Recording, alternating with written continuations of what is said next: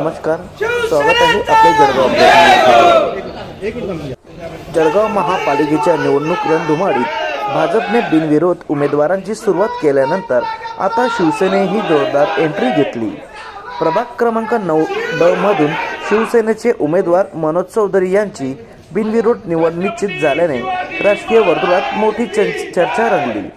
या घडामोडीमुळे महापालिकेतील सत्ता समीकरणात शिवसेनेची पकड अधिक मजबूत झाल्याचे चित्र स्पष्ट झाले आहे।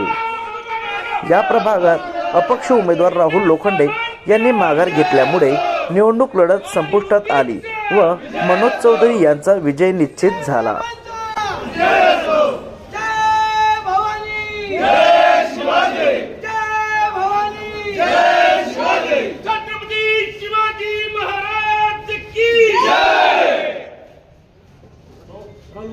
काय सांगाल, सलग दुसऱ्यांदा तुम्ही तिसऱ्यांदा महापालिकेच्या चौथ्यांदा महापालिकेच्या सभागृहात जात आहेत आणि यावेळी आपली बिनविरोध निवड झालेली आहे।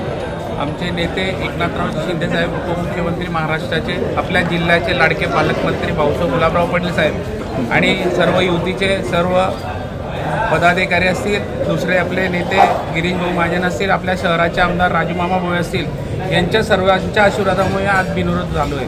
आणि माझे सर्वात महत्त्वाचे माझे गुरुवर्य शांभो कोकटा यांच्या आशीर्वादामुळे मी नगरसेवक झालो आहे। कोणी माघार घेतली समोर? लोखंडे, राहुल लोखंडे म्हणून। कोणत्या पक्षाचे? तो अपक्ष होता। एकाच होता का?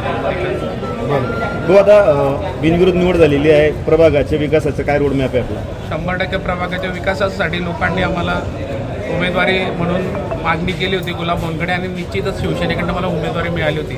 आणि विकास गेल्या 15 वर्षापासून आम्ही प्रभागात चांगले विकास कामं केले आहेत आणि निश्चितच गुलाब भाऊंच्या आशीर्वादाने, शिंदे साहेबांच्या आशीर्वादाने निश्चितच पुढेही चांगले कामं करेल। हो, उमेदवाराच्या माघारीचं कारण काय नेमकं? अपक्ष होता ते एवढं आम्हाला त्याचं माहीत नाही, पण त्यांनी माघारी घेतली।